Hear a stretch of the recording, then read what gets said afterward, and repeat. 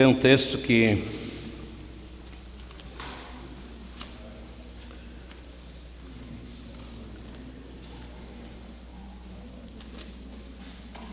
eu acho muito incrível.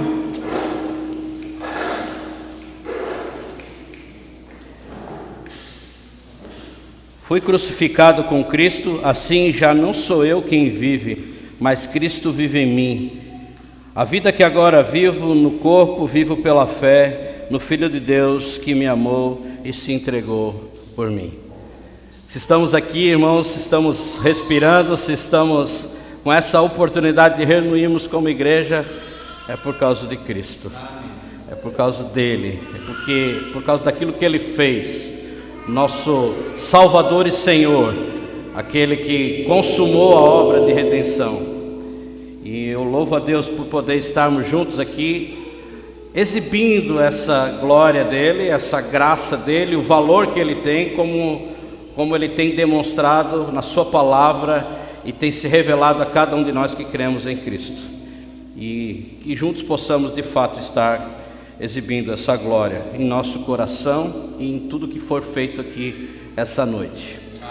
Quero dar boas-vindas ao irmão Sérgio, sua esposa, os pais do Renan e Israel, que tem vindo já com a gente. O Renan, primo, já é da casa, né?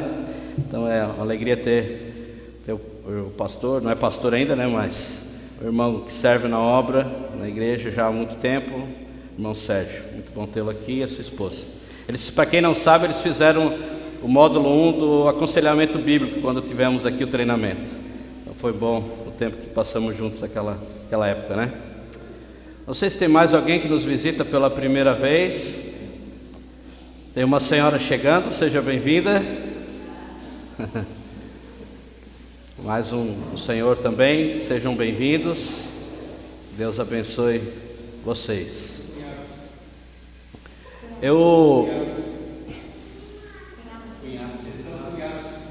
São seus cunhados, entendi. Então pode chegar, como é o nome deles? João e Magali, sejam bem-vindos, né? Para que possamos juntos adorar o nosso Deus. Eu quero só tomar um momentinho no início aqui. Eu até vou pular os avisos regulares que todos nós já sabemos.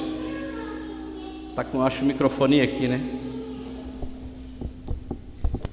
Acho que esse microfone aqui estava dando contato. Duas coisas. Primeiro, essa semana faleceu Evelyn Taylor. Quem é Evelyn Taylor? A avó do pastor James Taylor, né, que é mãe do pastor Philip Taylor, que foram missionários, ela e seu esposo, por muitos anos no Brasil, né, e Deus então a chamou para junto essa semana. Então queria, né, em forma de agradecimento a Deus, né, pela vida dela em dedicação ao ministério, né, comunicar isso para a igreja e pedir que a igreja pudesse estar, né, lembrando dessa serva de Deus e desse casal, né, que são servos de Deus, e agradecendo a Deus pelas pessoas que Ele chama para anunciar a sua boa obra, né. Paulo disse, né, aos romanos, né, quão belos são os pés daqueles que anunciam as boas novas. Então eu queria só que a igreja soubesse disso. Teve o velório. Se vocês entrar no Facebook do pastor Davi Taylor, você vai, tá em inglês lá, mas você vai poder ver algumas cenas, o pastor James, né, conversando alguma coisa, o pastor Felipe cantando, né, então vocês podem, né, ver alguns trechos lá do momento de ação de graças que eles tiveram e o velório, né, da avó do pastor Felipe, pastor James, mãe do pastor Felipe. Então seria isso que eu queria passar em primeiro momento. Segunda coisa que eu queria passar, eu quero pedir que nós como igreja agora mesmo, e após isso continuássemos estar orando pelo um pedido do irmão Cristiano. Irmão Cristiano, esposo da irmã Juliane, né, ele está, como, né, a igreja aqui local sabe, ele está no presídio, ele está preso porque Ele, antes de ser salvo, ser convertido, de Deus salvá-lo, ele teve problemas com a justiça e esse processo estava correndo e hoje ele é um salvo, está confiando em Cristo, tudo, mas ele, né, tem que pagar a sua pena na penitenciária. E ele está passando por vales lá, por muita dificuldade. E ele clamou que a igreja pudesse estar orando, porque ele tem um agente penitenciário que está, parece que, fazendo de tudo para deixar a vida dele difícil lá, apesar dele não ter, segundo o depoimento dele, ter feito nada para isso. E ele apelou para a coisa certa, a Deus. Ele apelou para a igreja, o qual Deus colocou ele. Então eu peço que nós possamos agora estar orando. Eu quero chamar o irmão Jefferson vir aqui para orar por isso, né? E o irmão Diego também. Vamos ter 2 irmãos orando pela vida, né, do cristiano nessa situação, nessa condição que ele está vivendo lá, para que ele continue brilhando o evangelho lá, que ele continue demonstrando, né, com a paciência, perseverança, o poder do evangelho por meio nessa situação. Mas que ele tenha força, porque é a vida real dele lá. Ele está vivendo aquilo, ele está sofrendo e ele está clamando. Então eu quero pedir que a igreja esteja orando, né, por isso, e vamos orar junto com os irmãos agora, né? Primeiro o irmão Jefferson, depois o irmão Diego. Senhor, Tu és grandioso, Pai, e à luz da Tua palavra, do Teu Evangelho, está com o Teu Filho, o irmão Cristiano, que faz parte do nosso corpo, do Teu corpo, e faz parte dessa igreja local. Ele é luz naquela treva, porque ele está com o Teu Evangelho, Pai. Tu sabes o que tem feito e o projeto que Tu tem para ele, para a família dele, que Tu tem para esta família aqui, que também é a família dele. E nós clamamos, Pai, como igreja, aqui testemunhas vivas do Teu Evangelho, neste bairro, e aonde nós pisarmos como ele, o nosso pé, vamos de proclamar ele. E nós clamamos agora, Pai, pela situação do irmão Cristiano, aonde ele está agora. Sabemos que mesmo enclausurado, ele está livre, Pai, porque o Teu Evangelho, a Tua palavra, a cruz e o sacrifício de Cristo libertou o irmão Cristiano. Queremos, Pai, que ele possa crer cada vez mais nisso, como Paulo creu nas suas condições, e que ele possa crer nesse Evangelho aonde ele estiver e nos momentos de dificuldade que ele está passando lá. Pai, clamamos a Ti, em nome do Teu Filho, Pai. Pai, nós Te agradecemos pela vida do Cristiano, que tem confiado em Ti e clamado pelo Teu socorro, Deus, que só é possível porque Cristo um dia veio a essa terra e morreu, morte de cruz, para que hoje o cristiano tivesse livre acesso ao trono da graça e recebesse misericórdia no tempo oportuno. Que ele se lembre, ó Deus, que existe um intercessor diante do Pai, intercedendo por ele nas suas dificuldades. Que ele possa entrar confiadamente ante o trono da graça, para que ele receba esse auxílio, esse socorro que ele necessita nesse momento, ó Deus. Que ele possa se lembrar de tudo que Tu fizeste por ele. Que ele possa ser um evangelista dentro daquela cela, Deus, e pregar o Teu Evangelho de forma simples, mas de forma que glorifica o Senhor. Que todos possam ver a Tua luz, a luz do Teu Evangelho brilhando através da vida do cristiano. Nós oramos intercedendo pelo nosso irmão. Dê força a ele, dê força à sua família, e que no fim de tudo ele possa testemunhar grande graça do Senhor sobre a vida dele. Em nome de Jesus que nós oramos como família, como igreja. Amém. Obrigado, irmão Jefferson. Obrigado, irmão Diego.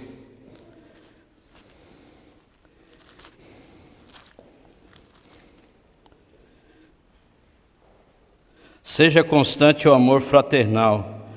Não se esqueça da hospitalidade que foi praticado que, sem o saber, alguns acolheram ângelos. Lembre-se dos que estão na prisão, como se aprisionados com eles, dos que estão sendo maltratados, como se vocês mesmos estivessem sendo maltratados.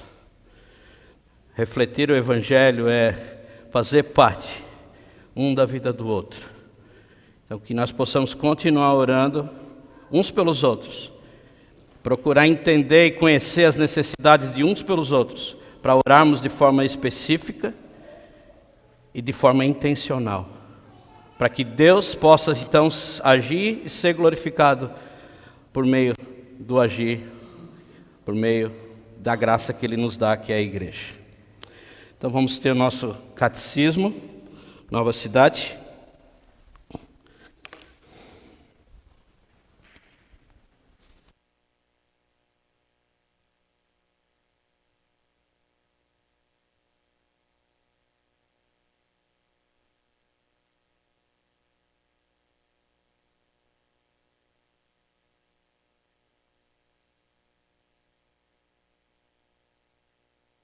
Boa noite.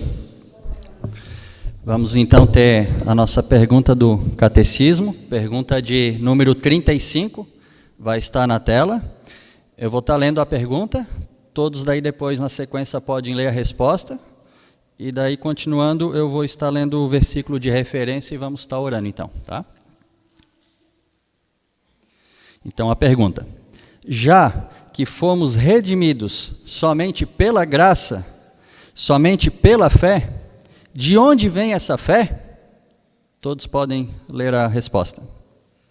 Todos os dons que recebemos de Cristo, nós os recebemos por meio do Espírito Santo, inclusive a própria fé.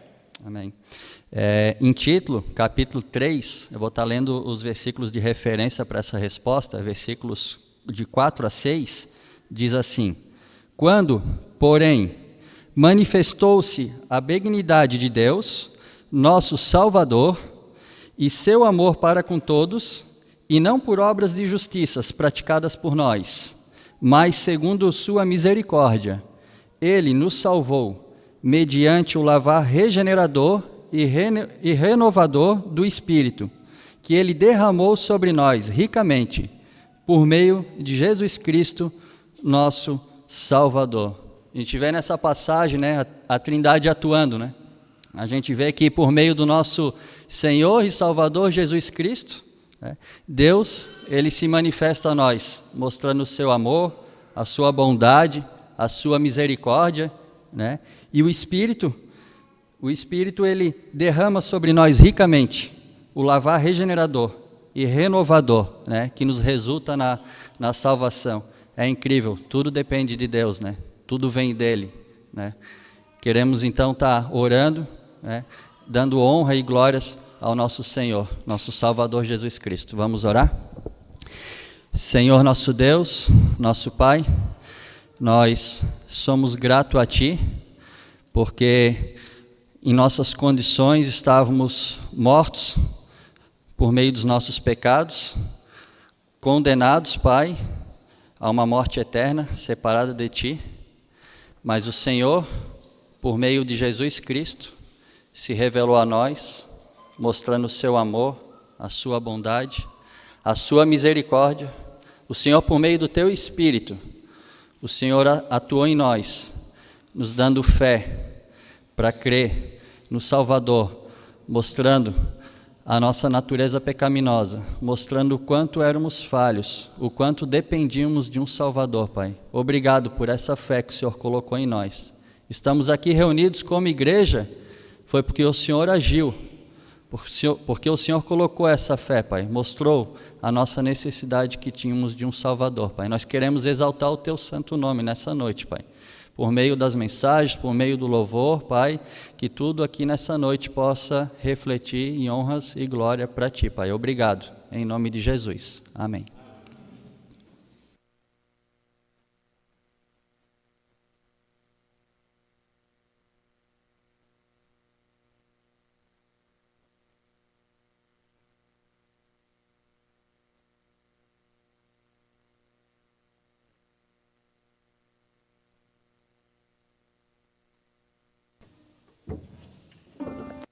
Noite.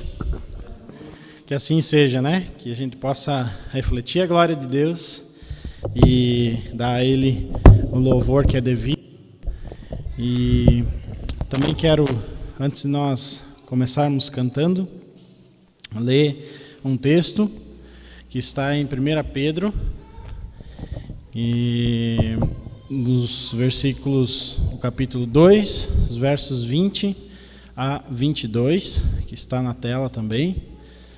Diz assim a palavra de Deus, 1 Pedro 2, 20 a 22. Pois que vantagem há em suportar açoites recebidos por terem cometido mal? Mas se vocês suportam o sofrimento por terem feito bem, isso é louvável diante de Deus. Para isso vocês foram chamados, pois também Cristo sofreu no lugar de vocês, deixando exemplo, para que sigam os seus passos. Ele não cometeu pecado algum, e nenhum engano foi encontrado em sua boca. Amém? Jesus Cristo, nosso Senhor, não pecou. Ele foi justo, puro, perfeito, maravilhoso. E é esse Deus que nós vamos glorificar essa noite. É esse Deus que nós vamos cantar com uma alta voz e vamos suportar o sofrimento por causa de Cristo, se assim for, pois isso é louvável diante de Deus, diz o versículo. Ele é perfeito e nós vamos começar cantando uma música que diz: Castelo forte é o nosso Deus. Esse Deus maravilhoso, esse Deus perfeito, e vamos louvá-lo com as nossas forças, porque um Deus assim merece todo o nosso louvor. Vamos nos colocar de pé, vamos adorar o nosso Deus.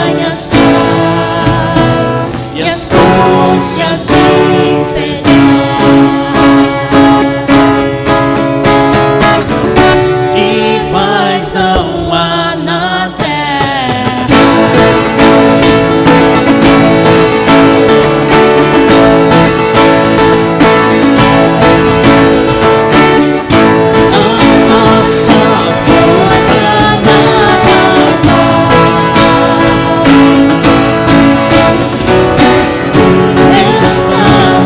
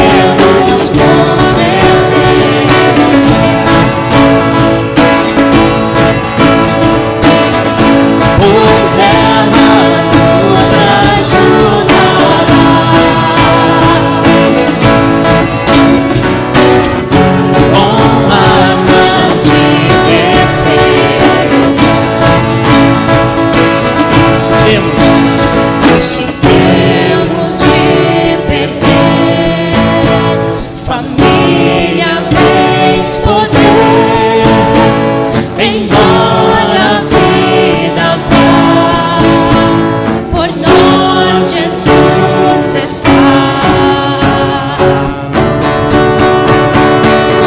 E nos dará seu reino.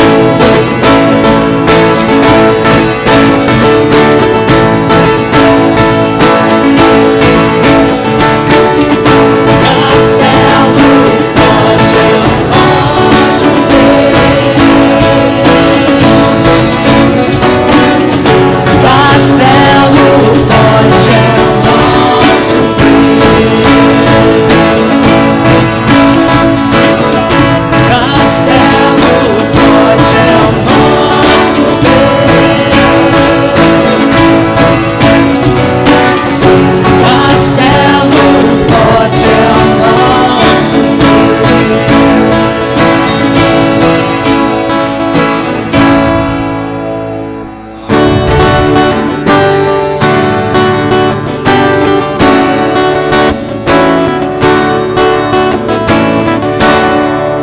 Em nada ponho a minha fé, senão na graça de Jesus, o sacrifício remidor, no sangue do bom Redentor. A minha fé e o meu amor estão firmados no Senhor, estão firmados no Senhor. Se lhe não posso a face ver, na sua graça vou viver. Entrar na prova sem falhar, sempre de nele confiar. A minha fé e o meu amor estão firmados no Senhor, estão firmados no Senhor. Seu juramento é muito leal, abriga-me no temporal. Ao vencer minha tentação, é Cristo a minha salvação. A minha fé e o meu amor estão firmados no Senhor, estão firmados no Senhor. Assim que o seu clarim soar, irei com ele me encontrar e gozarei da redenção, com todos vivos já estão. A minha fé e o meu amor estão firmados no Senhor, estão firmados no Senhor. A minha fé e o meu amor estão firmados no Senhor, estão firmados no Senhor. Deus amado, obrigado porque a nossa fé e nosso amor estão firmados no Senhor. E eles devem estar firmados no Senhor.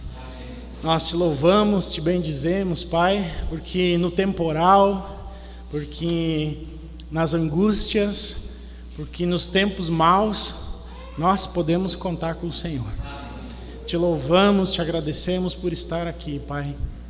Ainda que a luz acabe e ainda que nós fiquemos tristes, porque talvez não iríamos conseguir fazer o culto, mas o Senhor sabe de todas as coisas. A luz retorna, nós podemos louvar, exaltar o nome de Deus, e as coisas todas estão no Teu controle. Elas nunca fogem, Pai, do Teu controle. Nós exaltamos esse Deus. Estamos aqui essa noite para isso. Abençoa, Pai, essa igreja, abençoa-nos para que seja sincero, Pai, esses cânticos, esses hinos que estamos cantando ao Senhor. Por favor, Pai, aceite esses louvores. Nós pedimos que o Senhor não deixe, Pai, que nada atrapalhe esse momento, Pai. É um momento tão curto, Deus, onde nós estamos aqui para exaltar o Teu nome, Pai, que nós ficamos, Deus, tão pouco tempo aqui. Deus, dá vontade às vezes de ficar mais, vir mais para cá.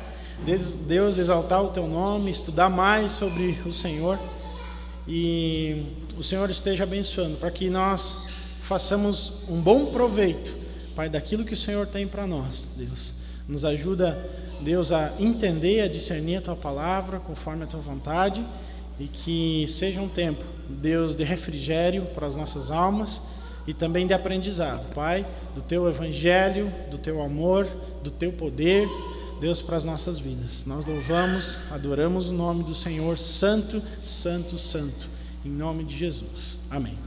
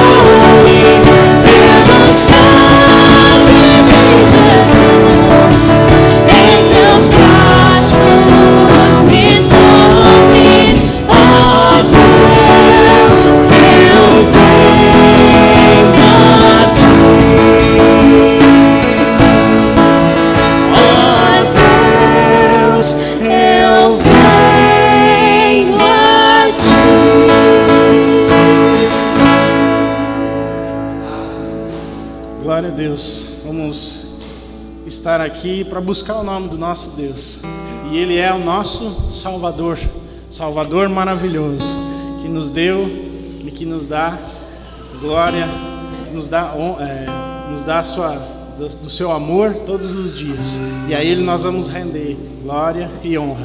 Se você trouxe a sua oferta, por favor, pode depositar lá atrás, no gasofilácio.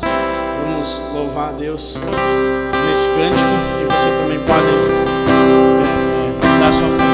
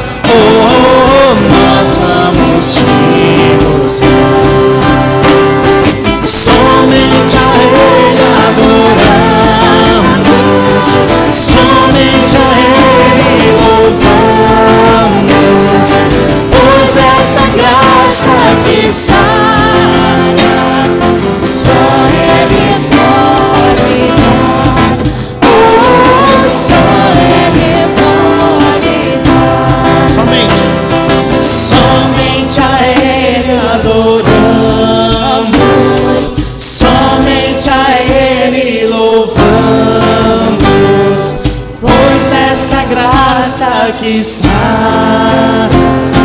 Só Ele pode dar. Oh, só Ele pode dar. Realmente, só Ele pode dar dessa graça maravilhosa, restauração. Só Ele pode. Ninguém outro, não outro Deus pode dar isso. Só o nosso Senhor Jesus Cristo, nosso Deus maravilhoso. Os irmãos podem se assentar. Passamos a palavra ao pastor.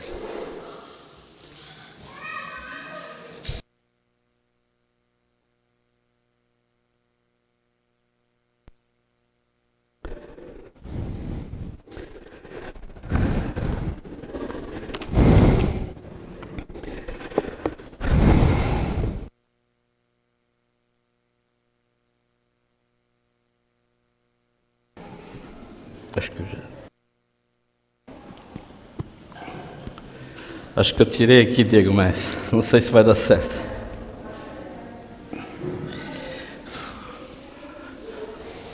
Quem tem barba usar máscara é complicado.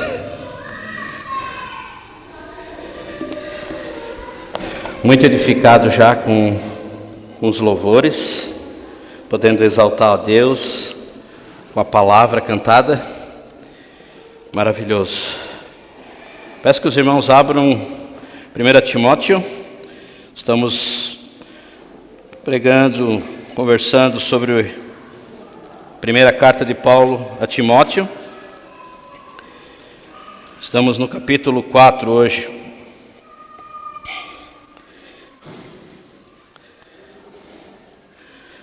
Começando um pouquinho atrasado, mas quero ver se a gente não se estende muito nesse trecho hoje. Semana passada eu passei muito do horário, eu peço perdão à igreja por isso. Não sei se eu deveria pedir perdão por isso, mas minha consciência ligada ao amor que eu tenho pelos irmãos me leva a fazer isso, porque eu sei que é cansativo muitas vezes ficar muito tempo aqui, e era uma aula praticamente mais do que uma pregação, e então aqueles que sofreram com isso, pela questão do tempo, eu peço perdão. Espero que Deus possa estar agindo, e eu creio que vai, até mesmo na minha falha. E hoje nós vamos falar sobre a fé e prática em tempos de apostasia. Está no texto, não dá para pular, então a gente tem que pregar. Nós temos, quem não nos conhece aqui, nosso padrão são mensagens expositivas. Então a gente procura pregar todo o conselho de Deus. Estamos fazendo essa série em 1 Timóteo. Começamos lá do capítulo 1, versículo 1, estamos agora no capítulo 4. Vamos ler 2 versículos, daí vamos ter mais uma palavra de oração. Vamos ler o versículo 6 e 11. Se você transmitir essas instruções aos irmãos, será um bom ministro de Cristo Jesus, nutrido com as verdades da fé e da boa doutrina que tem seguido. Ordene e ensine essas coisas. Vamos orar. Pai, entregamos ao Senhor esse tempo de meditação na Tua Palavra. Usa a minha vida para a Tua glória, Pai, que o Senhor cresça e eu diminua. Me capacite, Senhor, porque eu dependo completamente do Senhor, 100% de Ti. Eu sei que sem Ti eu nada posso fazer. Por isso eu peço, Pai, que o Senhor, por meio do Teu Espírito Santo, aplique essa mensagem nos corações. E que haja transformação. Que haja, por meio dessa transformação pessoal de cada um, possa haver edificação do corpo. E por meio disso a Tua glória seja manifestada, seja exibida, Pai, por meio da igreja. Entregamos isso nas Tuas mãos, no nome de Jesus. Amém. Existirão, irmãos, sempre na igreja pessoas que abandonarão a fé, seguindo, ensinando doutrinas enganosas, servindo a Satanás. É forte isso. Mas sempre haverão na igreja pessoas abandonando a fé e seguindo e ensinando doutrinas enganosas, servindo a Satanás. O capítulo 3 terminou, a gente pregou na semana passada, com uma referência à igreja sendo a coluna e fundamento da verdade. Se vocês olharem um pouquinho, voltar um pouquinho ali no finalzinho do 3, vocês vão ver que tem essa afirmação no capítulo 15, no versículo 15. Paulo ele dá essa informação, essa explicação, essa apresentação da igreja, a igreja como coluna e como fundamento da verdade. E no versículo 16, ele traz como que um resumo dessa verdade em relação a Cristo. Versículo 16, a gente não vai pregar ele, já pregamos na semana passada, mas ele apresenta Cristo encarnado, a vida perfeita de Cristo, a sua ressurreição, a sua ascensão ao céu e a sua promessa de segunda vinda, parousia. E o capítulo 4 inicia-se com uma referência aos falsos mestres e às suas mentiras. Versículo 1 e 2 ele fala isso do capítulo 4.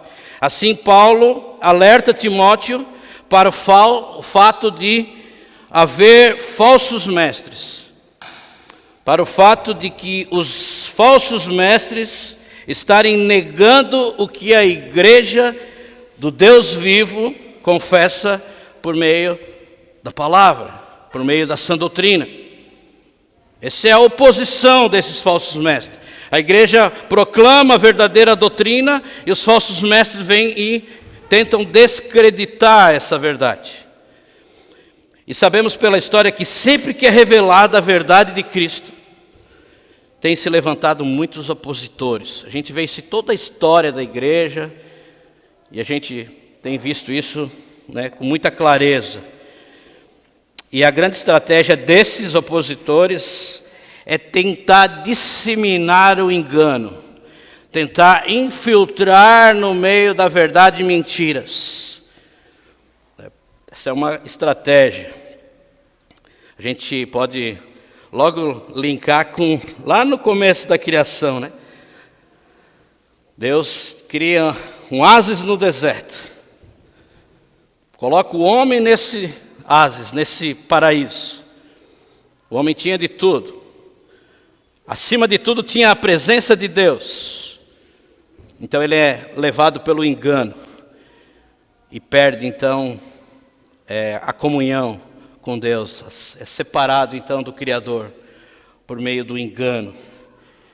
Então essa estratégia, o espírito da serpente, o diabo, que ele está ainda no mundo agindo para poder trazer engano e desviar as pessoas de Deus, da verdade de Deus. E com isso, então, pessoas que ainda não chegaram ao conhecimento de fato da verdade em termos de redenção e de nova vida, desviam-se dessa verdade. Estou fazendo alguma coisa aqui, não? Ok. Tem um comentário do Hernandes Dias Lopes que eu gostei da citação que ele faz. Ele diz assim: as falsas doutrinas têm um poder mais destrutivo que a perseguição. A sedução da serpente é mais letal que o rugido do leão. A gente às vezes não percebe. O leão a gente vê, a gente se atemoriza, já sai, se afasta. A serpente ela vem sorrateira, ela vem astuta, ela vem mais letal. Era isso que estava acontecendo na igreja de Éfeso, aqui onde Paulo deixa Timóteo para organizar as coisas e a ensinar a igreja como se comportar, no contexto de igreja, a igreja do Deus vivo. Então era isso que estava acontecendo. E também, irmãos, já digo de antemão, acontece ainda hoje na igreja dos nossos dias.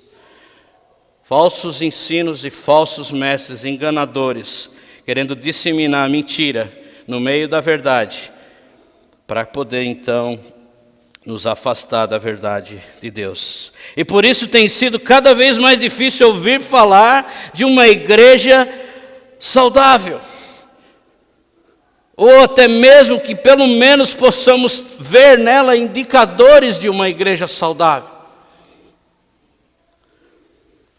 Nós também não podemos ser tão, encher tanto a nossa bola e achar que a nossa igreja é saudável. Mas nós precisamos olhar para a nossa igreja e ver indicadores de que apontam para que ela é uma igreja saudável. E é isso que a gente precisa reconhecer. O que são isso? O que são essas coisas? A gente vai tentar perceber isso. E nessa instrução, então, que Paulo dá a Timóteo, nós podemos identificar pelo menos 2 principais indicadores práticos que caracterizam uma igreja saudável: seguir a verdade do Evangelho e rejeitar as mentiras, fazendo isso sentido ou não, agradando ou não agradando. Isso são pelo menos 2 principais indicadores práticos. Se a nossa igreja está seguindo a palavra, entende a Bíblia como a única regra de fé e prática, o Evangelho como o único meio de salvação, Cristo sendo o centro, e estamos vivendo isso, seguindo essas verdades, e por conta disso, desviando de todo tipo de engano e mentira que venha contradizer essa verdade, então nós temos indicadores de que estamos no caminho de uma igreja saudável, pelo menos. E a ideia central de hoje, peço perdão por não estar com slides aí, é que a saúde da igreja procede das verdades da fé e da boa doutrina que são ensinadas e obedecidas na prática. Então a saúde da igreja procede da verdade do Evangelho. Daquilo que nós temos falado na IBD, daquilo que nós temos falado nos grupos pequenos, daquilo que nós temos pregado aqui de púlpito, daquilo que temos cantado nessa igreja, daquilo que temos conversado acerca das Escrituras, evidenciando o Evangelho e a Cristo. Hoje muito bem falado na IBD. Por meio da pregação, nós temos a implicação direta da cruz em nossas próprias vidas. E o que Paulo estava querendo que Timóteo e a igreja levassem em conta nessas instruções? É isso que a gente vai tentar ver. Vamos ler o texto, vamos ler o capítulo 4, do versículo 1 ao 11. Acompanhe comigo a leitura. O Espírito diz claramente que nos últimos tempos alguns abandonarão a fé e seguirão espíritos enganadores e doutrinas de demônios. Tais ensinamentos vêm de homens hipócritas e mentirosos e que têm a consciência cauterizada e proíbe o casamento e o consumo de alimentos que Deus criou para serem recebidos com ação de graças pelos que creem e conhecem a verdade. Pois tudo o que Deus criou é bom e nada deve ser rejeitado se for recebido com ação de graças, pois é santificado pela palavra de Deus e pela oração. Versículo 6. Se você transmitir essas instruções aos irmãos, será um bom ministro de Cristo Jesus, nutrido com as verdades da fé e da boa doutrina que tem seguido. Rejeite, porém, as fábulas profanas e tolas e exercita-te na piedade. O exercício físico é de pouco proveito, é pouco proveitoso. A piedade, porém, para tudo é proveitosa, porque tem promessa para a vida presente e da futura. E esta é uma afirmação fiel e digna de plena aceitação.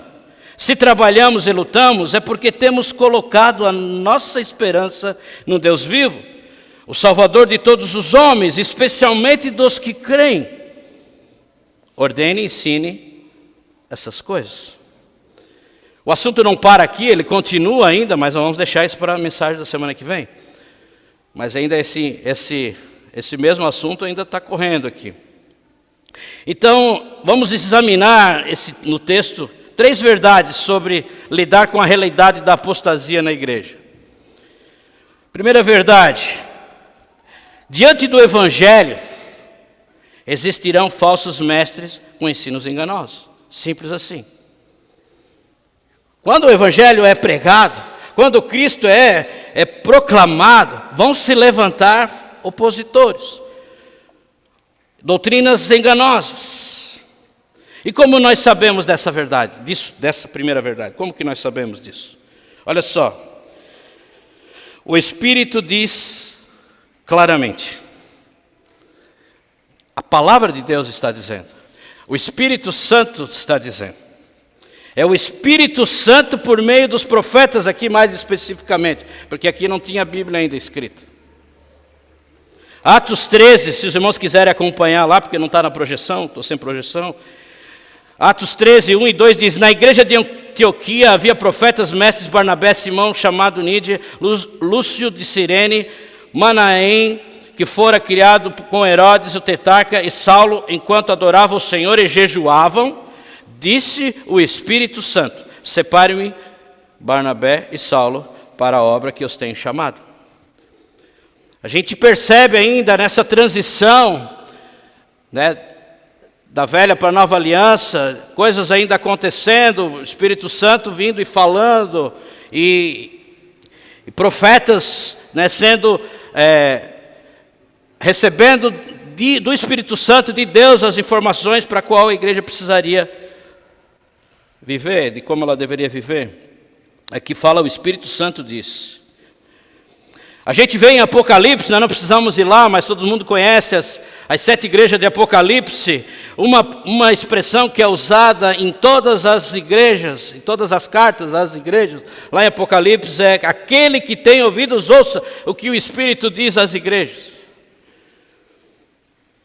O Espírito Santo comunicando. O próprio Jesus disse, eu vou, mas não vou deixarei a órfã, eu mandarei o Espírito Santo. Já falando de que o Espírito Santo habitaria em nós, hoje é um pouco diferente o que acontece. O próprio fato de nós testemunharmos o Evangelho também é por meio do Espírito Santo. Então, aqui a gente consegue entender, pelo menos eu entendo dessa forma, que o Espírito diz claramente é o próprio Espírito Santo, é o próprio Deus falando. Deus fala. E diferente do que Paulo disse a Timóteo, lá no capítulo 1, ele disse, né, sobre essas falsas doutrinas, ele disse, ordena que certas pessoas a não mais ensinarem. Ou seja, então, existia pessoas ensinando, e aquela primeira exortação parece ter uma conotação mais corretiva. Ou seja, se tem pessoas ensinando, pare de ensinar. Corrija o negócio. Aqui parece que a expressão diz, apesar que nós sabemos, nós vamos entender que tempo é esse que está falando aqui, parece ser mais, como fala, fugiu a palavra, corretiva e, diz alguém aí? Quando é preventiva. Preventiva. Parece mais preventiva. Está avisando, nos últimos tempos, alguns apostatarão da fé. Mas a gente sabe que já estava acontecendo. A gente vai entender como que isso funciona. Então, em que tempo, já indo para esse assunto, isso que ele fala acontecerá? O que ele fala primeiro? Ele fala que alguns abandonarão na fé. E mais algumas outras coisas. E qual é o tempo? Ele fala nos últimos tempos. Eu não vou dar muitas evidências para os irmãos, mas eu vou falar já o que é. Depois os irmãos podem até estudar sobre isso. Uma tarefinha para casa. Eu gosto sempre de dizer para os irmãos fazer alguma coisa em casa. Porque aqui, dando já uma aplicação aqui, a mensagem que a gente traz aqui, ela não é suficiente para você crescer só com a mensagem. Você precisa todos os dias ir para a palavra e buscar aprender de Deus na sua casa também. Nos últimos tempos, está falando sobre toda a era da igreja, que ela é inaugurada na primeira vinda de Cristo e que ela vai ser consumada na parousia, na segunda vinda de Cristo.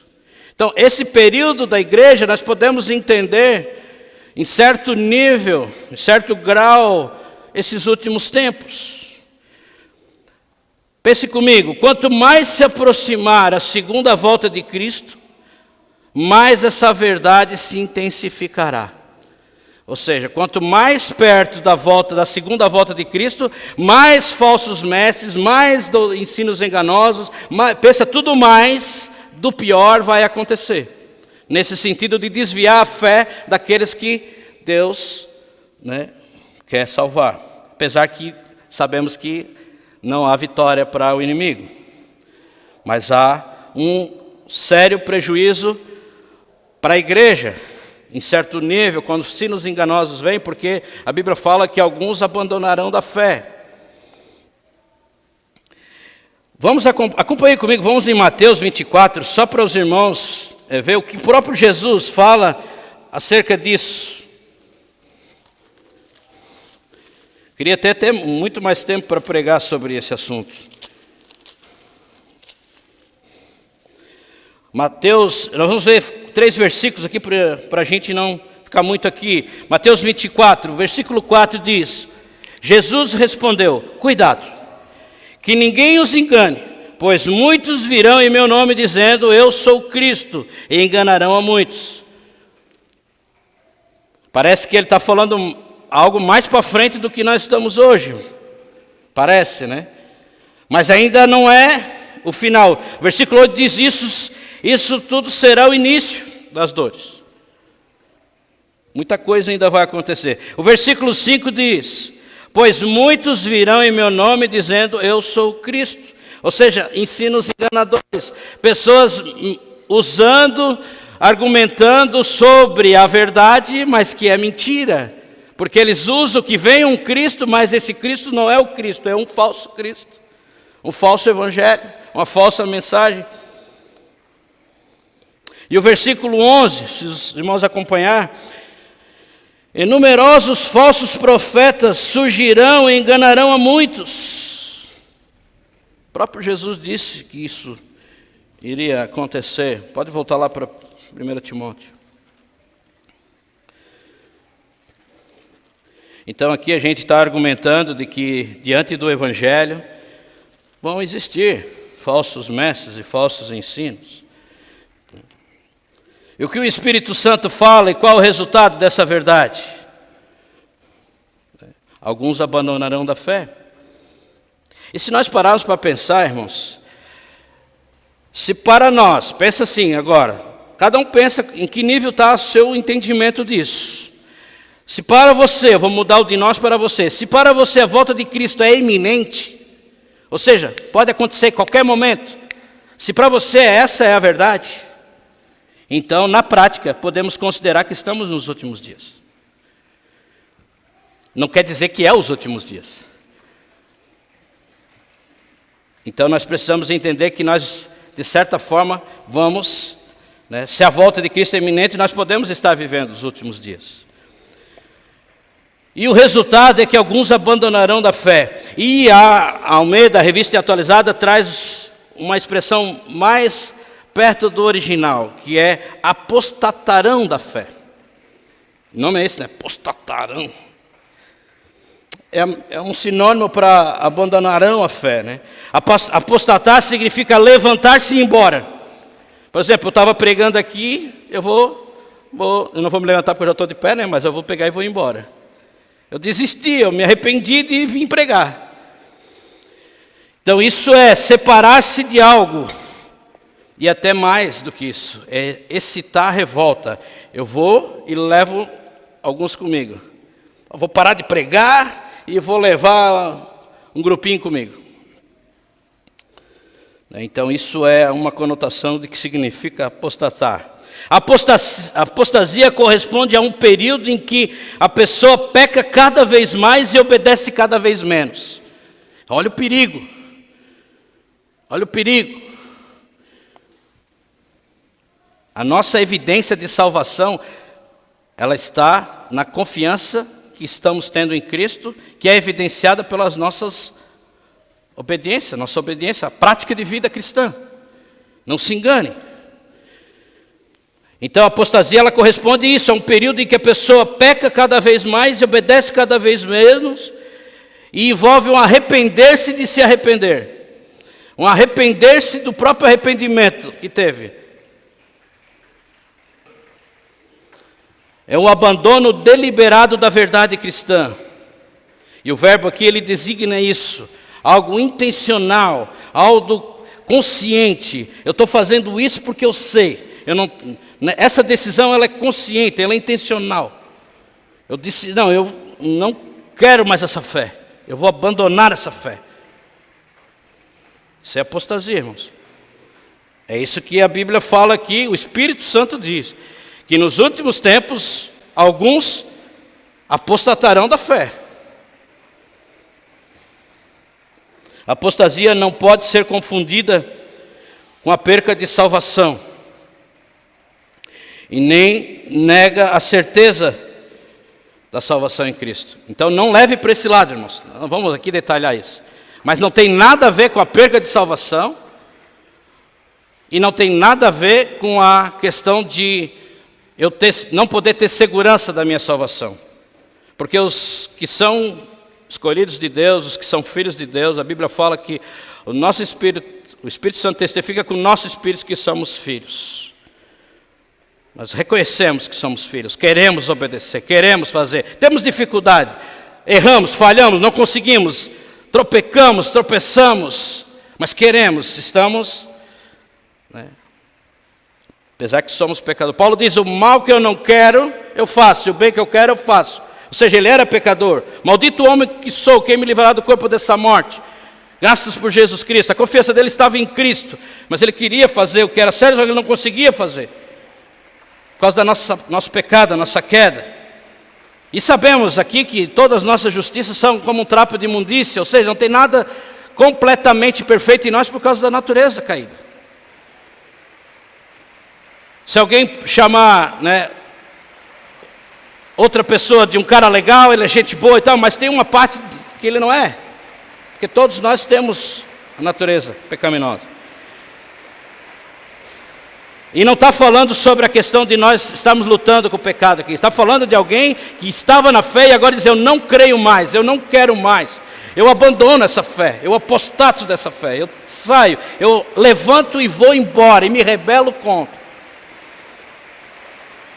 Pessoas que fizeram parte da igreja local, visível, e assumiram um compromisso público com Cristo, de boca, deixarão o exercício da fé cristã, isso é apostatar da fé. Mas como isso, pastor? Tá doido? Que isso? Maluquice é essa? A questão é que nem todos que fazem parte da igreja local, irmãos, eu falo isso com tristeza. Essa igreja visível, que é chamada igreja visível, são membros da igreja universal, não a universal do reino de Deus, a igreja invisível. Aqueles que de fato foram salvos, esses que foram salvos estão salvos, não vão perder a salvação. Mas existe no meio da igreja pessoas o qual não são salvas, infelizmente. Nem todos que estão inscritos no hall de membros da Igreja Batista da Redenção, talvez. Não quero afirmar isso porque eu creio na salvação de todos que estão. Mas vamos falar de uma igreja local. Nem todos que estão inscritos no hall de membros da igreja local têm seus nomes escritos no livro da vida. Por isso existe tanta incoerência de pessoas dizerem mal sobre a igreja, porque não têm visto os efeitos de uma vida cristã. Talvez porque não são salvos, talvez.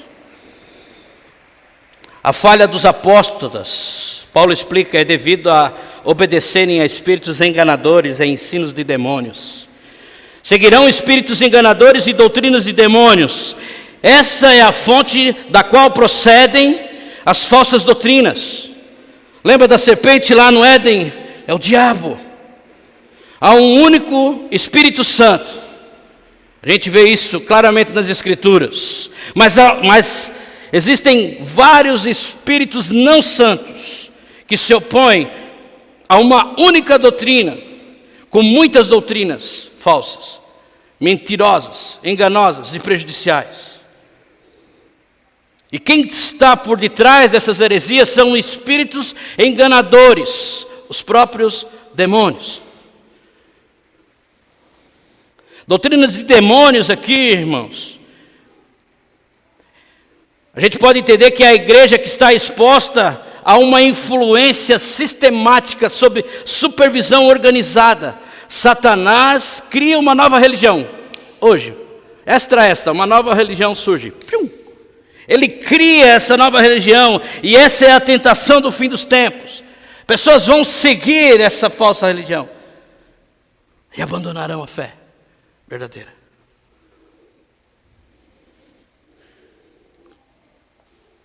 Quando se abandona e se renega a fé alicerçada sobre a verdade de Deus, a superstição, a mentira passa a dominar. Os falsos mestres são inspirados por demônios, assim como os apóstolos eram inspirados pelo Espírito Santo de Deus.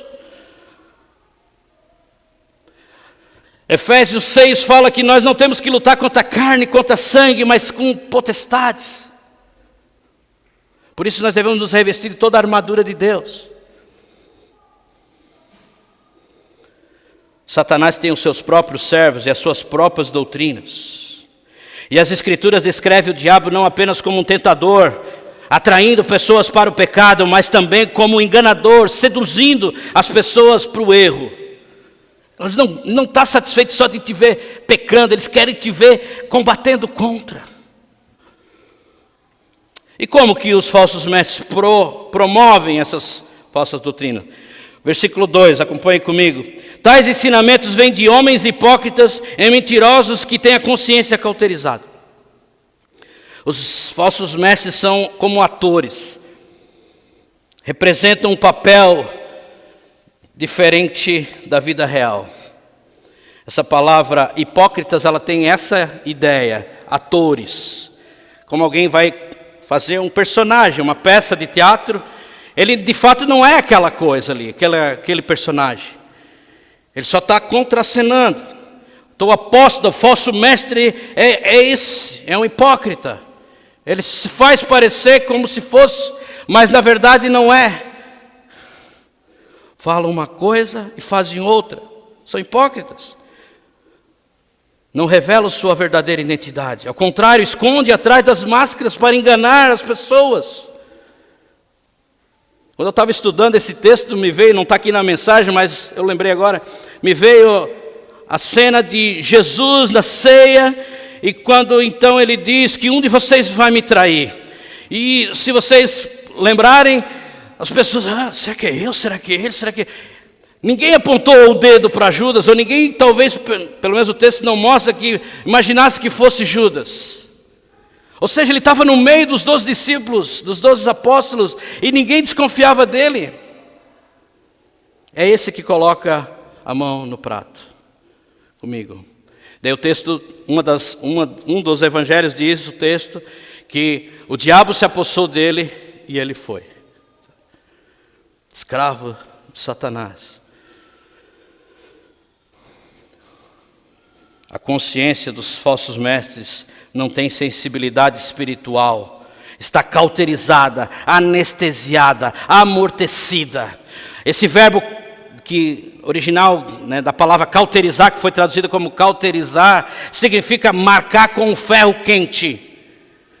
Os escravos eram marcados com ferro quente. Esse pertence a mim. Os animais, muitas vezes, nas fazendas, são colocados aquela marca, cauterizado. Ele é queimado. Essa palavra vem dessa expressão. Eles agora servem ao Deus deles. Eles perdem o temor de Deus, aqueles que eles estavam contracenando e mostrando, e não mais sentem tristeza pelo pecado, e nem demonstram isso e são insensíveis. Esses demônios eles contratam, empregam, ou aliciam, né? Eu gosto dessa expressão, eles aliciam seres humanos. E esses são os falsos mestres. Como que essas doutrinas entram? Por meio das pessoas. Simples assim. Não é um espírito, uma sombra negra que vem aqui e vai essa. Não. É por meio das pessoas. Homens mentirosos, hipócritas.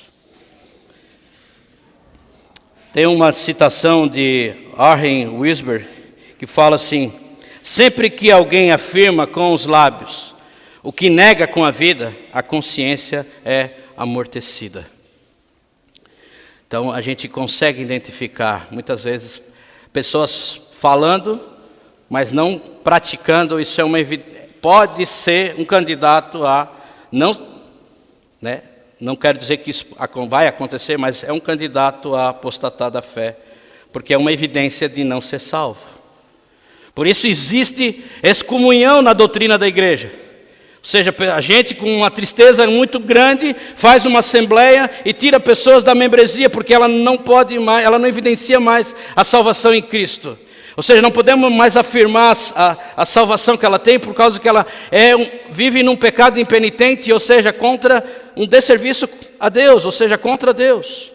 Então a igreja ela precisa afirmar na terra o que já foi afirmado no céu. A igreja que ora e que serve e que abre-se para a verdade redentora está abrigada no verdadeiro. Então, igreja, permanece na sã doutrina. Essa é a nossa garantia. Contudo, ao mesmo tempo, e justamente por isso, quando nós estamos permanecendo na doutrina, está exposta ao poder da mentira e da sedução. E isso está no contexto dos membros da igreja, dos líderes da igreja e dos diversos que já apostataram na fé, e muito ainda, infelizmente, vão apostatar. Infelizmente. Então, a primeira verdade: diante do evangelho existirão falsos mestres com ensinos enganadores, enganosos. Isso é uma realidade, saibam disso. Está dentro da igreja. Segunda verdade: o alvo do enganador é se opor a Deus. Sempre é se opor a Deus. E normalmente ele vai usar a estratégia de se aliar a você. Esse ensino vai sempre contribuir para você. Por isso que dá tão certo os ensinos enganadores humanistas. Porque bate com a minha vontade. Mas faz sentido, eu sou um cara que tenho poder nas palavras. Se eu quiser eu posso, eu consigo. Vai que tu consegue, meu irmão. Determine. O alvo do enganador é opor-se a Deus. Uma das grandes consequências do engano são as distorções que as falsas doutrinas provocam. Veja o versículo 3, versículo 4. E proíbe o casamento e o consumo de alimentos que Deus criou para serem recebidos com ação de graças, pelos que creem e conhecem a verdade. Pois tudo que Deus criou é bom e nada deve ser rejeitado, se for recebido com ação de graças. Então aqui, de uma combinação de dois erros, o legalismo e o ascetismo, uma que é do judaísmo e outra que é do grego, uma é mais do lado judaico, outro lado mais grego, surgiu uma perigosa heresia chamada gnosticismo. Não vamos entrar no que é isso, mas é um ensino errado lá. Pense assim, nós estamos aqui numa aula de seitas heresias. Então veio a se disseminar na igreja esse tipo de ideia. E os gnósticos consideravam a matéria essencialmente má. Por isso negavam as doutrinas da criação, da encarnação e da ressurreição. Ou seja, se opondo contra Deus. Aqui os gnósticos estão proibindo o que Deus aprova. Privam as pessoas de privilégios concedidos por Deus. O que eles proíbem? O casamento e o consumo de alimentos. Porém Deus instituiu o casamento para a propagação da vida humana, crescer e multiplicar e encher a terra. Não é bom que o homem esteja só, falei uma seadora, os dois se tornarão uma só carne. Estou aqui, coisas que você já conhece. E a comida para o seu próprio sustento, já lá no Éden ele diz, antes vocês eram vegetarianos, agora vocês vão comer carne, tudo é bom, come tudo. A gente sabe que tem as leis cerimoniais, as leis judaicas. Não é isso que a gente está falando aqui, mas isso também na era da igreja, digamos, nova aliança, isso não tem mais sentido. Tinha as leis lá, mas hoje a gente sabe que, enfim, Deus criou e tudo que Deus criou é bom. O texto fala isso, né? Então o casamento, John Stott diz, e a alimentação se relacionam como dois apetites básicos para o ser humano. Tem criança aqui não? Não tem problema também. Sexo e fome. Sexo e fome. Deus tem isso como benção. E além do mais, no versículo 5 ele diz, pois é santificado pela palavra de Deus e pela oração. O que significa essa afirmação? O que significa essa expressão? A referência aqui, santificado pela palavra e pela oração, não quer dizer que as boas dádivas de Deus precisam ser purificadas. Então, já saiba o que não quer dizer isso. Então, não tem uma segunda bênção naquilo que Deus criou, porque o que Deus criou já é bom, não precisa tu orar em cima, ou santificar, não é nada disso que está falando o texto. O que Paulo quer dizer é que ao recebermos tudo o que Deus criou com fé, com uma atitude de oração, somos capazes de aproveitar suas dádivas com a consciência limpa, porque estamos baseados na palavra. Nós não estamos baseados nos mitos, nos ensinos profanos que proíbem o casamento e proíbem alimentos. O sexo e o casamento é legítimo, puro, santo e deleitoso. Abster-se dos alimentos é privar-se do prazer que Deus nos permite e de uma necessidade que nós temos. Alguém consegue ficar sem comer aqui? Acho que não. Deus nos dá, então nós devemos usufruir. E proibir certas coisas é perigoso, porque Deus fez tudo bom. A não ser que alguém é celíaco, que não pode, que não tem, que tenha sua origem legítima. Mas não por questões espirituais, por questões fisiológicas, por questões patológicas, tudo bem, mas não por questões espirituais. Porque em nenhum momento nós podemos ter amparo bíblico que alguém que deixa de comer algo ou come algo é mais ou menos espiritual do que outro. Então nós podemos comer tudo. Mas obviamente nós não podemos usar essa nossa liberdade para comer tudo. A gente estudou isso recentemente, né? Então a gente não pode usar isso como uma liberdade para ferir a consciência dos fracos. Romanos 14 fala isso, do 13 ao 23. Em resumo, nós precisamos transformar nossas refeições, o nosso casamento e todo o resto. Aqui ele tem 2 exemplos desses ensinos, mas pense em todo o resto, numa expressão de culto a Deus. Tudo deve ser recebido e nada deve ser rejeitado, ser recebido com ação de graças. Quer comais, quer bebais, quer façais qualquer coisa, fazei para a glória de Deus. Então a primeira verdade, diante do Evangelho existirão falsos mestres com ensinos enganosos. Isso é uma realidade. Segunda verdade, o alvo do enganador é se opor a Deus. Ou seja, tudo que é contra Deus ele se opõe. E a terceira e última verdade, queremos ver hoje. A saúde da igreja só acontecerá pelo ensino e pela prática do Evangelho. Queremos saúde. Não estou falando aqui de salvação, não estou falando aqui de uma igreja ter saúde, poder gerar outra igreja saudável, poder viver na vontade de Deus, viver para aquilo que foi criado, para aquilo que foi designado, na sua missão. Paulo então faz um contraste entre o falso mestre e o verdadeiro pastor. Ele está fazendo a instrução diretamente aqui a Timóteo. E mostra que o papel do pastor é continuar seguindo e ensinando toda a igreja a obedecer à sã doutrina. Ele fala isso no versículo 6. Se você transmitir essas instruções aos irmãos, à igreja, será um bom ministro de Jesus Cristo, nutrido com as verdades da fé e da boa doutrina que tem seguido. Ou seja, ele vai expressar nessa instrução aquilo que ele é, nutrido. Ele vai nutrir outros. Qual deve ser a atitude em relação, então, ao risco da falsa doutrina? Porque ali tem informação. E nos últimos tempos haverão falsos mestres. Esses mestres estão no meio da igreja, isso é uma realidade. Então, qual deve ser a atitude em relação a esse risco?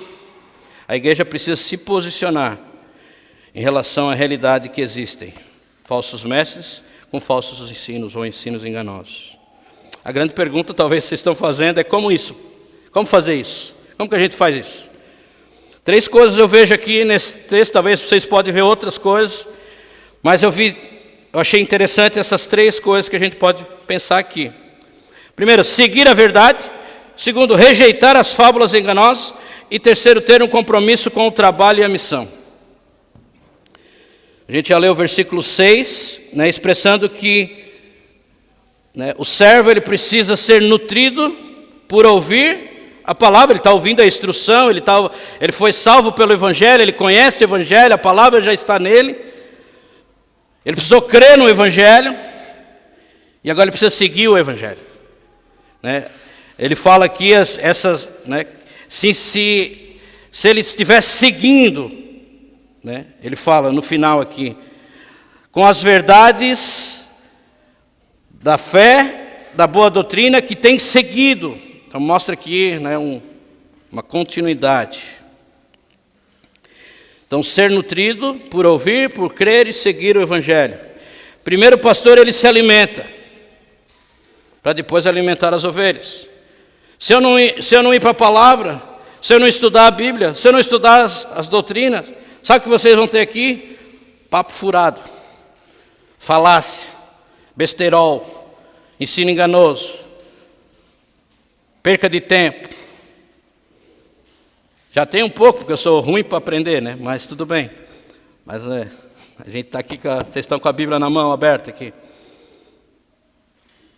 Então primeiro ele aprende, depois ele ensina.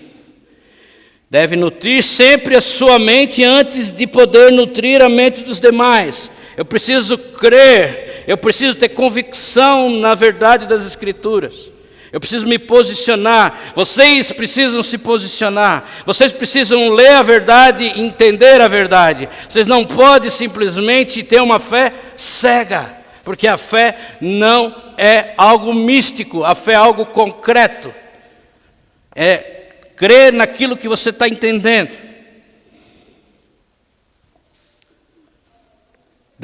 No versículo 7, rejeite, porém, as fábulas profanas de velhas e exercite-se na piedade. Aqui na NVI fala as fábulas profanas e tolas. Aqui está relacionado a histórias místicas. Falsos mestres gostam de introduzir novidades estranhas junto com a Escritura. E qual é nosso papel aqui então? É se posicionar, rejeitar. Rejeite, porém, essas fábulas. Primeiro a liderança, ou junto à liderança com a igreja. Digo primeiro porque ele é o mais responsável até, de não deixar entrar falsos ensinos no contexto da igreja. Ele é um supervisor, o episcopado, a gente já falou isso na semana passada, o episcopo, aquele que supervisiona. Então aqueles que estão aí se preparando para um ministério, que querem ser um pastor, entenda isso. Você tem responsabilidade de seguir a sã doutrina e a fé e a sã doutrina e rejeitar as fábulas. É preciso ter reverência a Deus. A vida do pastor é a vida do seu ministério. Sua piedade pessoal é fundamental para você ter autoridade espiritual. Mais do que o cuidado com o corpo, o pastor precisa cuidar da sua vida pessoal, sua vida espiritual, da sua comunhão com Deus, do seu considerar Deus, que é um dos pilares que a gente tem aqui da nossa visão. Considere Deus. O exercício físico, diz o versículo 8, é de pouco proveito. A piedade, porém, para tudo é proveitosa, porque tem promessa para essa vida presente e para a futura.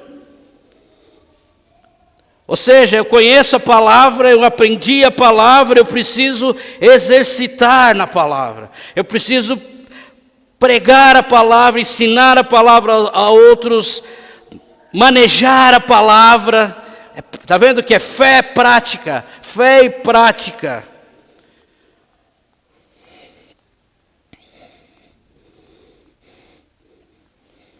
É isso que nos dá condição de viver em tempos de apostasia.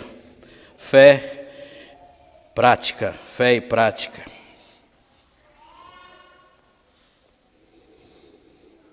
Não é ruim e nem errado cuidar do corpo. Se alguém aqui faz isso, está certo, não tem problema. Contudo, os exercícios beneficiam o corpo apenas nessa vida, ao passo que o exercício da piedade é proveitoso para hoje e também na eternidade. E aqui Paulo não está falando de exercício físico, basicamente. Ele está usando um tipo de um provérbio, um tipo de um exemplo. Paulo não pede para Timóteo escolher entre um ou o outro. Piedade ou exercício físico, viver para essa vida. Não, ele está falando que devemos praticar ambos e nos concentrar na piedade, no alvo do Evangelho, da sã doutrina, rejeitando as fábulas. E essa afirmação é fiel e digna de aceitação, de plena aceitação, de completa aceitação, sem tirar nada. É isso que acabou de ser falado. Eu sei que aqui pode apontar tanto para antes como para depois, mas o depois, vocês vão ver que está ligado ao antes. Então ele está falando da mesma coisa. O que ele está falando depois? Se trabalhamos e lutamos é porque temos colocado a nossa esperança no Deus vivo, o Salvador de todos os homens, especialmente dos que creem. Então, o chamado para servir é uma vocação para o trabalho e não uma plataforma de privilégios. Aqui é uma instrução a um pastor, né, alguém que estava liderando a igreja. Então, isso tem que ter um encaixe nessa conotação para a gente hoje também, ou seja, para líderes, aqueles que exercem liderança. Então você é chamado, é uma vocação, mas não para que você tenha um status de privilégio, mas para você trabalhar, para você lutar, para você sofrer, porque Deus é que tem feito tudo. O servo não pode ser um homem preguiçoso. O crente precisa se esforçar, mas ele deve trabalhar, ele não deve ser preguiçoso, mas ele deve trabalhar e se empenhar ao máximo em sua tarefa de levar pessoas a Cristo, a fim de receber a vida eterna. Essas pessoas que ouvem do Evangelho, se crerem e desfrutem da vida agora, mas que também a vida que está projetada para o futuro. Ou seja, há benefícios eternos para nos dedicarmos, trabalharmos, confiando naquilo que Deus tem nos chamado.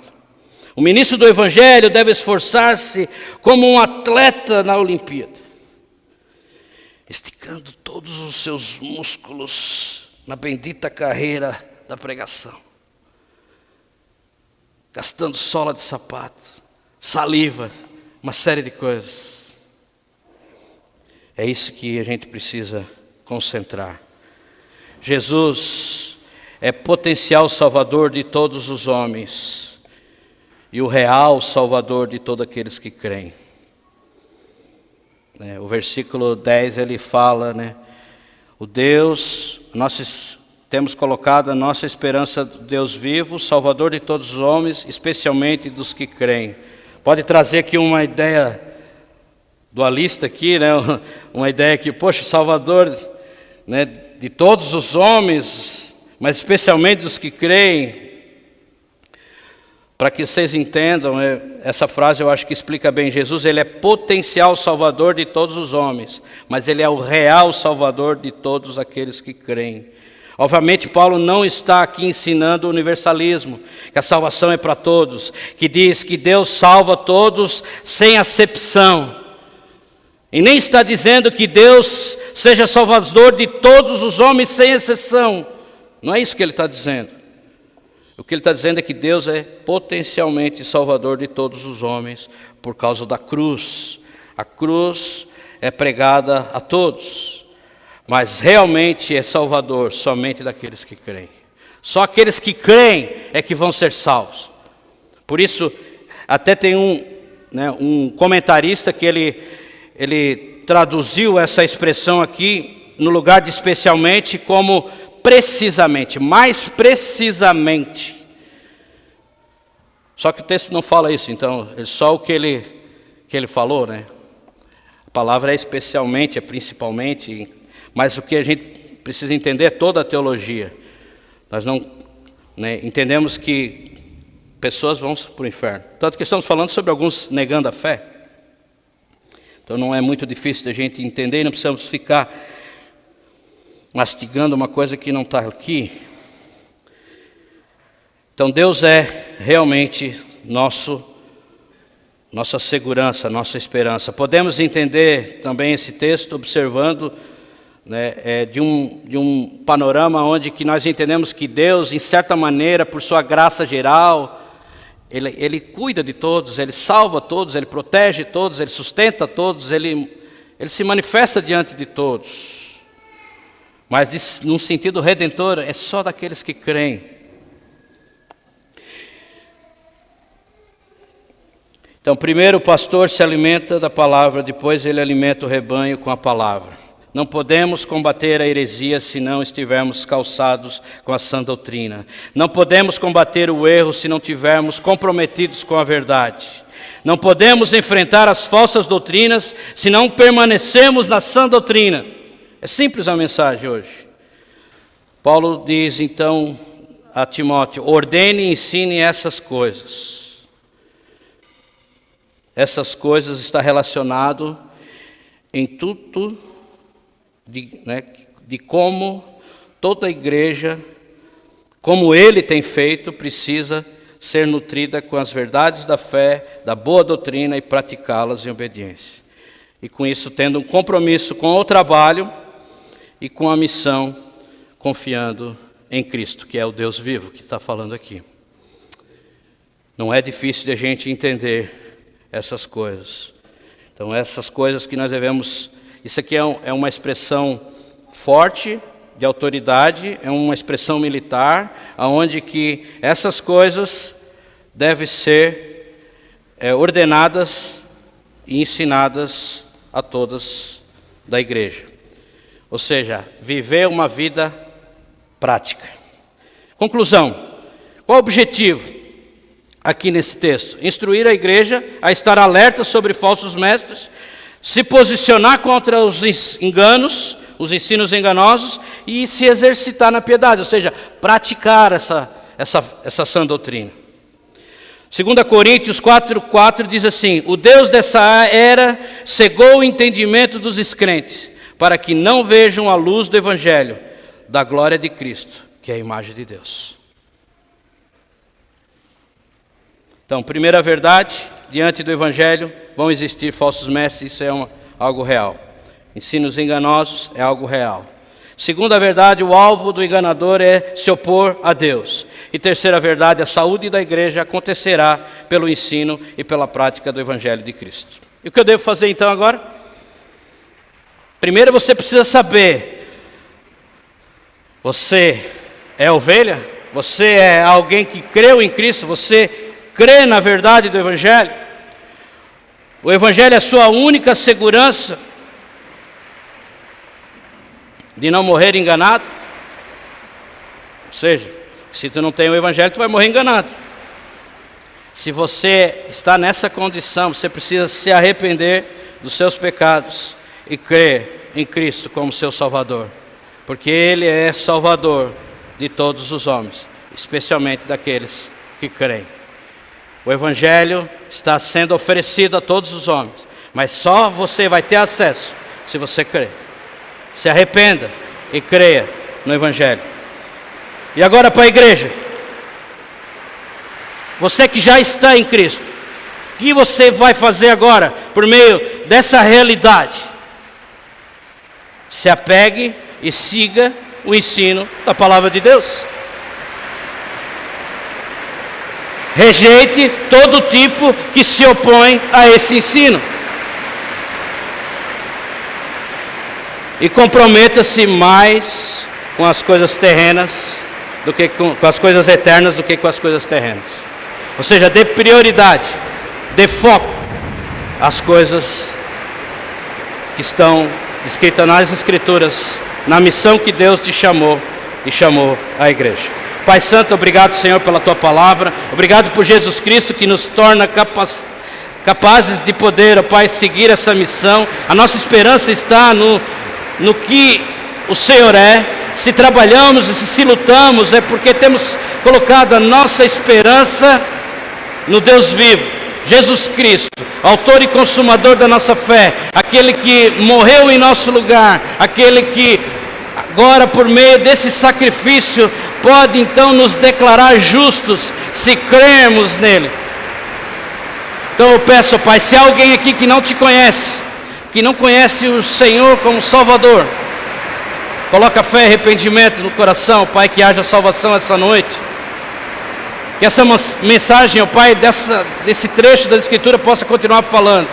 E se há alguém aqui, ó Pai, que de alguma forma está vivendo na prática do pecado e que está desobedecendo ao Senhor, por favor, Senhor, coloca também fé e arrependimento, para que abandone, ó Pai, esse mau caminho e permaneça fiel na sã doutrina, seguindo a sã doutrina, porque é dessa forma que ele vai estar nutrido e será um bom ministro de Cristo.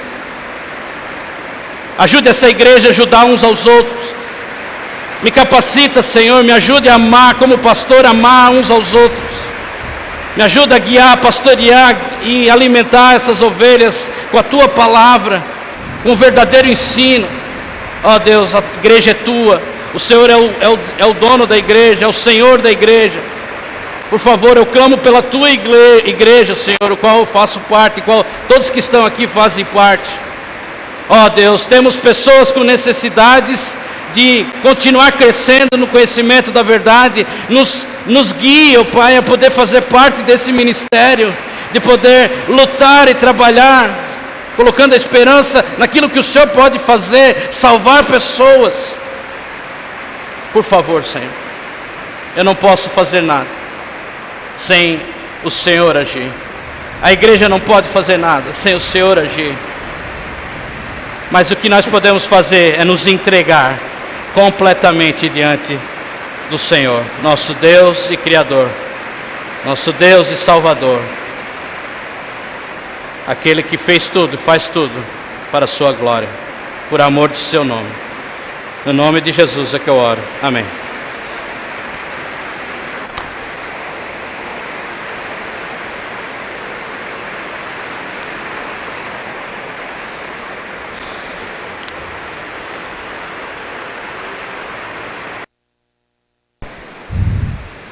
Amém. Que a gente possa ouvir, não só ouvir essa verdade, né? E responder ao Senhor Jesus, que Ele possa fazer com que essa mensagem perdure o nosso coração. E agora, em resposta a isso, nós vamos cantar para que o Senhor cresça dentro de nós, né? E nós diminuamos. Me convém diminuir.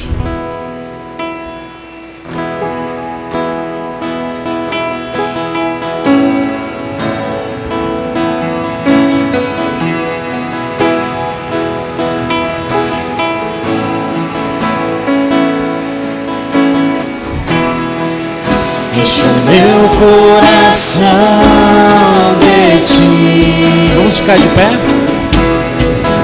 Pois sem Ti não sou nada, Jesus, Tu és o meu valor, és meu Salvador, meu maior amor.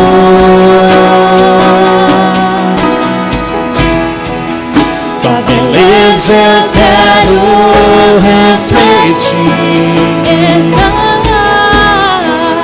exalar teu perfume,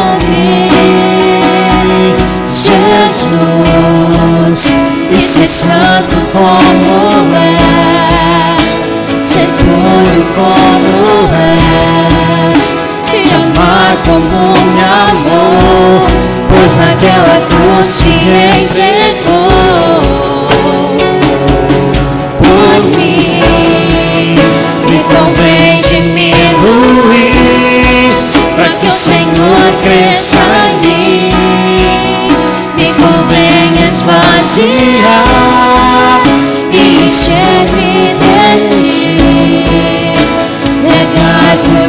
que sou e ser santo como és, tomar a minha cruz e seguir-te, meu Jesus. Me convém diminuir para que o Senhor cresça em mim. Me convém esvaziar e encher-me de ti, negar tudo o que sou e ser santo como és, tomar a minha cruz e seguir-te, meu Jesus.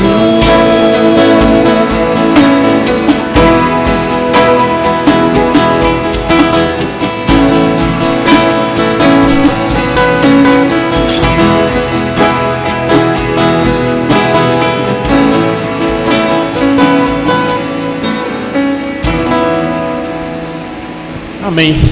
Deus nos abençoe nessa semana, possamos relembrar disso e dar glória a Deus em tudo que acontece na nossa vida. Sejam coisas boas, sejam coisas ruins, vamos deixar que Deus esteja no controle das nossas vidas. Amém? Deus abençoe a todos. Estamos despedidos.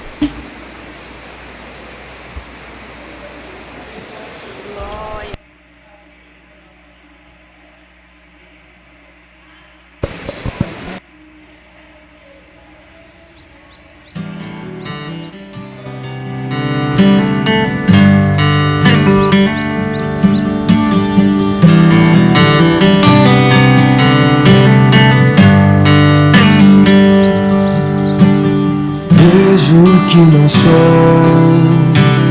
quem eu devo ser, mas por tua mão já não sou quem fui. Liberdade, amor em meu interior, fruto do teu Santo Espírito.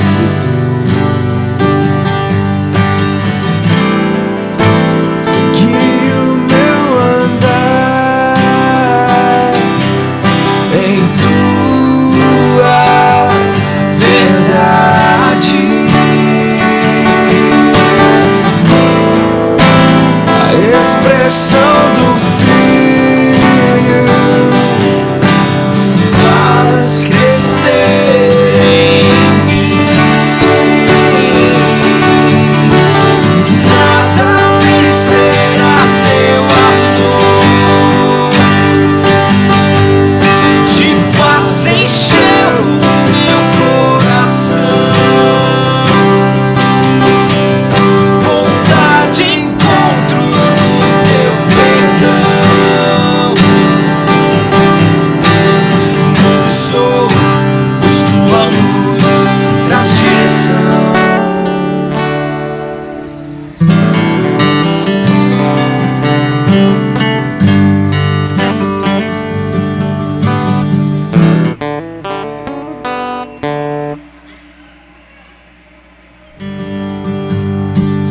vejo que não sou quem eu devo ser, mas por tua mão já não sou quem fui. Liberdade, amor em meu interior.